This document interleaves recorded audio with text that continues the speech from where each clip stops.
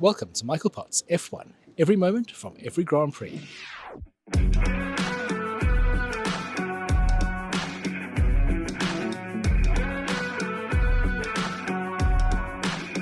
Hello everyone, it's Q&A time. You've sent me a whole load of questions and I'm going to attempt to answer them in this short video. When did you know that photography was going to be your profession? And how did you prepare for it? And how did you land your first big jobs? Well, I didn't really know that photography was going to be my profession. My father was a photographer, and I grew up with photography being around me all of the time. He had a darkroom at home, and I spent a lot of time as a child watching him process prints in the darkroom, seeing the pictures develop in the developing tray. And the sort of magic of that kind of captivated me. But when I went to university, I didn't study photography, I studied drawing and painting. And it wasn't really until moving to England and being encouraged by Stephanie that I really got into photography. While in London, I would shoot weddings and did a few commercial jobs for one of the ad agencies that I worked at. But it was only really when I moved to Amsterdam that I started pursuing it a bit more seriously. In 2018, I'd already started photographing Formula One professionally, but not making that much money doing so. But the company I was working for had just closed its Amsterdam office, and I thought this was a good opportunity to try and go into photography full time. Unfortunately, I didn't prepare that well, and I discovered there was a huge gap between working full time for someone and owning your own business. I managed to survive for about a year as a photographer, taking a mixture of commercial jobs and getting a little bit of an income from Formula One. But I had to face the fact that this wasn't going to work long term. So I went back to full-time employment. Then the pandemic hit, and I was able to use that time to develop photography contacts, generate new clients, and really invest the time and also save some money to be able to launch myself into photography once the pandemic was over. Armed with that knowledge of that first attempt, knowing what I'd need to succeed, and having a little bit more of a financial backing behind me, I was able to do it full-time from 2022. My first proper big job was doing the photographs for the Nike store in Vienna. It was a brilliant project. Worked with a creative director and a local athlete, and we photographed her doing all sorts of running and exercising and posing throughout the city. So there's a little bit of how to turn your urban environment into your own personal gym. With so many professional photographers at each race, how do you obtain any market share of clients? Are you hired by an agency or completely freelance? A good question. I'm completely freelance. So yes, there are a lot of photographers. At any one race, we can have 50 or 60 photographers there. And they're all shooting for their own publications or for different magazines. There are a few very big agencies that kind of monopolize most of the editorial as well as commercial work that comes into Formula One. So there are only a handful of freelance photographers that do every race. And within that group, there's enough work to go around for everyone. How did your previous photographic experience translate into your F1 photographic style? So my previous photographic experience was basically photograph everything that you see. I kind of see photographers as being one of two types. They're the folk that set up a scene. So they're the creators. They make the scene, they set the backdrop, they pose the model. Everything in the photograph is there because they've willed it to be there. And then you have your other photographers who photograph exactly what they see. I'm definitely much more of the latter school. I very, very rarely put together a shot. And this comes from a lot of travel photography, a lot of wildlife photography. So in wildlife photography, it's very difficult to try and convince the lion to eat the impala from the other side so that you have a better shot. Or more importantly, to knock down the blade of grass that's in front of them. From one photographer to another, could you please explain how you discovered your style of editing? I would be so super appreciative of anything you don't mind explaining on this particular journey. I feel I'm struggling to find a sense of style, and it's making photo editing into a nightmare. Then I start to overthink things. Once that happens, the imposter syndrome I feel starts to kick into high gear. Editing style is a real challenge. We see a lot of over-stylized, over-edited photographs in Instagram, and a lot of those do have a wow factor. They're something that wouldn't occur naturally, so our eye is drawn to them because it's something different and special. With editorial photographs, you're not really allowed to do too much editing. You're definitely not allowed to add or remove anything that wasn't in the image. it's frowned upon to change the color balance of an image.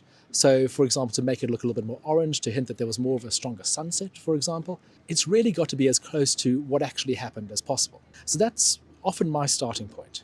So that means you're trying to get as much right in the camera as you're taking the photograph. When it comes to being a little bit more creative, I tend to always try and make it as realistic as possible. And try and make it as close to how I saw it and experienced it.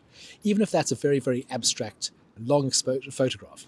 I try not to oversaturate or over-sharpen an image, but try and keep it as true as possible to what was originally there. Then there's photographs I do for my limited prints range. And here I do quite a lot of post-production. But all of it is to try and enhance the image into what I felt I saw at the time. So trying to keep it as close to what my feeling of the experience was of capturing the image. I hope that does help in some way. Apart from natural talent, what should a young person study today to become a photographer? Photography is a very good option to study. I think some finance courses would be quite useful. From my experience, it's one thing taking a good photograph. It's a whole other thing setting up a business, making sure you're invoicing correctly, getting new clients, doing the business relationship side of things, and knowing how to price your work. I think that's the part that most photographers struggle with. Do you get a chance to get close to the pits? Yes, we do. For the practice sessions, we can photograph them inside the pits. We do need to apply for it. There's a restriction on the number of photographers who can be there at any one time, and there are a lot of rules for our safety. It is also possible to shoot from the pit wall. Now, only a limited number of people can do this. Generally speaking, I'm in the pits on the first session of each race. If there's something interesting, someone's got a new livery or a driver's got a new helmet, or even maybe a rookie has shown up for one of the teams, this is a great opportunity to capture that. During the race, do you vary your shooting locations much? Yes, we're allowed to go pretty much most parts of the track. Some tracks do have some areas which are very, very dangerous, and we're not allowed to photograph from there. But apart from that, pretty much anywhere along the track is open to us. Some tracks have buses that take the photographers from one point to another, but a lot of the tracks have very, very small access roads, so you have to walk between each position. With wet races and cars throwing up spray, does this prevent you from taking photos, or do you still shoot and hope that something could be used? Well, it's never nice photographing in the rain, but that's more of a human discomfort thing than anything else. It does actually produce some brilliant photographic opportunities.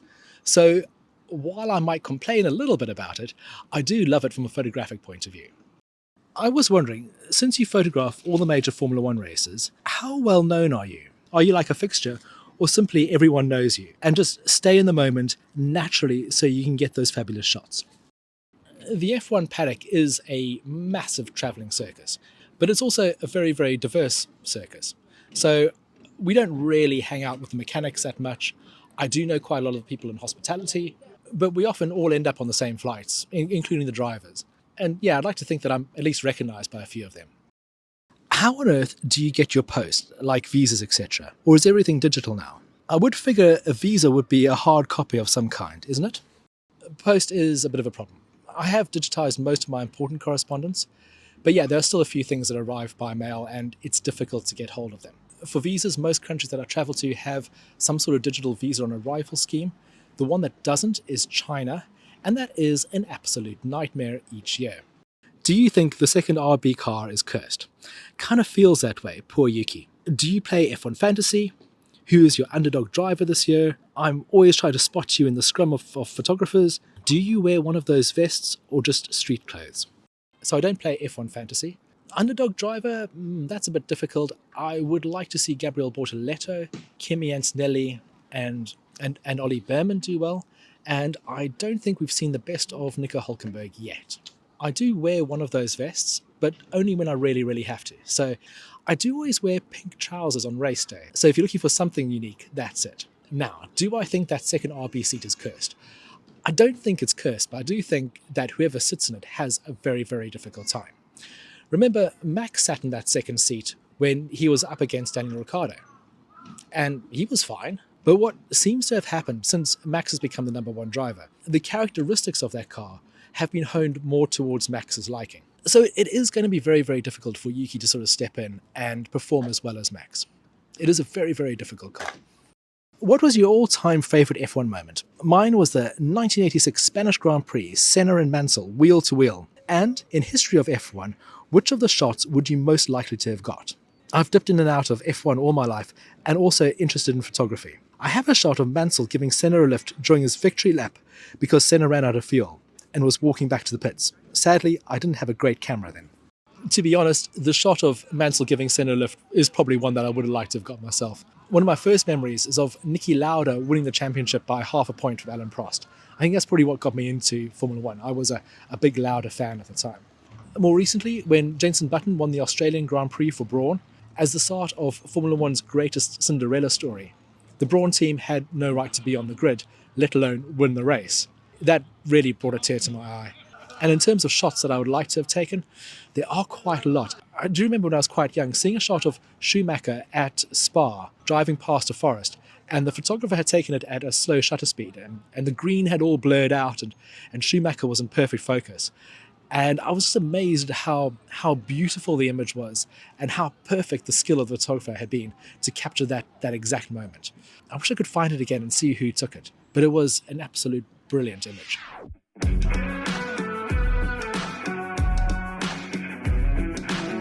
Thank you so much for joining me for that Q&A. I do hope you've enjoyed it. If this has sparked any questions in your mind, please do ask me in the comments below, and I'll do another one of these sessions shortly. There'll be much more Formula One content coming your way.